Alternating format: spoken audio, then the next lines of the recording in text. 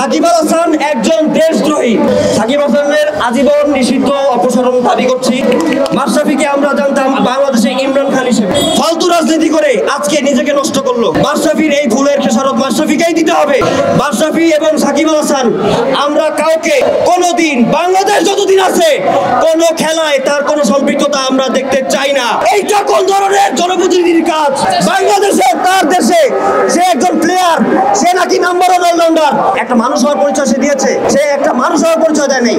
এবং সে, আমরা অনেক জায়গায় দেখেছি, বলছে যে খেলোয়াড় সাকিব আল হাসানকে যেন আমরা দেখি, নেতা সাকিব আল হাসান দেখি। কেন ভাই? সামনে যদি কোনো সমস্যা হয়, ছাত্রদের যদি আন্দোলন হয়, আমরা কি চাই জনপ্রতিনিধিরা চুপ থাকুক? ছাত্ররা বাংলাদেশে রাস্তায় মরে পড়ে আছে। কিভাবে একটা মানুষ, একটা প্লেয়ার, একটা জনপ্রতিনিধি, একজন এমপি কানাডাতে সুন্দর টাইম কাটাচ্ছে এবং সে সেটা সোশ্যাল মিডিয়ায় দিয়ে বড়াই করে বলতেছে I am having good time. No, you can't have a good time. Your people is dying in Bangladesh on the roads. Normal students are dying on the Rhodes.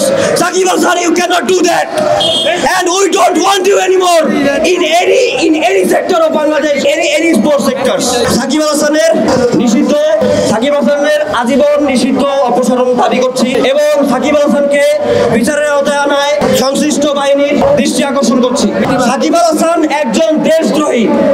আপনি যদি দেশের মানুষ মারা যায়, আপনি যদি চুপ থাকেন এবং আপনি যদি হেসে খেলে সোশ্যাল মিডিয়ায় দিয়ে বেড়ান you are having good time in abroad, in Canada with your family. No, your family is your country's people, not only your family you are living with in the same house. মাশরাফিকে আমরা জানতাম বাংলাদেশে ইমরান খান হিসেবে, যে আমরা একজন ইমরান খান পেতে যাচ্ছি। সেই মাশরাফি তার নিজেকে নষ্ট করলো, ফালতু রাজনীতি করে আজকে নিজেকে নষ্ট করলো। মাশরাফির এই ভুলের খেসারত মাশরাফিকেই দিতে হবে। মাশরাফি এবং সাকিব আল হাসান, আমরা কাউকে কোনোদিন, বাংলাদেশ যতদিন আছে, কোনো খেলায় তার কোনো সম্পৃক্ততা আমরা দেখতে চাই না। তাদের নির্দিষ্ট বিচারের আওতায় এনে বাংলাদেশের মানুষের জন্য, বাংলাদেশের জন্য এরপরে কোনো ধরনের কোনো ক্রীড়াবিদ যেন এই সাহস করতে না পারে, এটা নিদর্শন, এইটার উদাহরণ আমরা তৈরি করে দিয়ে দিতে চাই।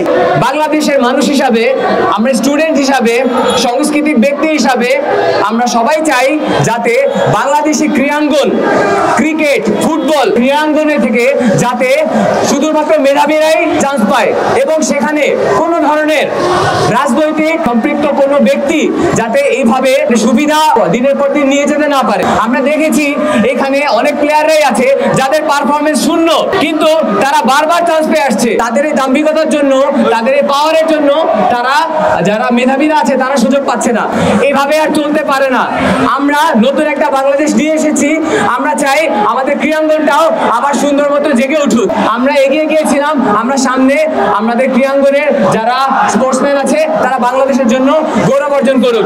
এবং specifically, to be very specific, Shakib Al Hasan, we feel shameful for you. Mashrafe Bin Mortaza, আপনি যে চুপ ছিলেন এটা আমরা কেউ আশা করি নাই। দুইজন প্লেয়ার যাতে আমাদের ভবিষ্যতে ক্রিকেটে না আসতে পারে, এটার জন্য সকলের প্রতি অনুরোধ জানাচ্ছি এবং একটি সুষ্ঠু পরিবেশ আমরা ক্রীড়াঙ্গনে দেখতে চাই। সত্য, বস্তুনিষ্ঠ ও নিরপেক্ষ দৈনিক জনবাণী।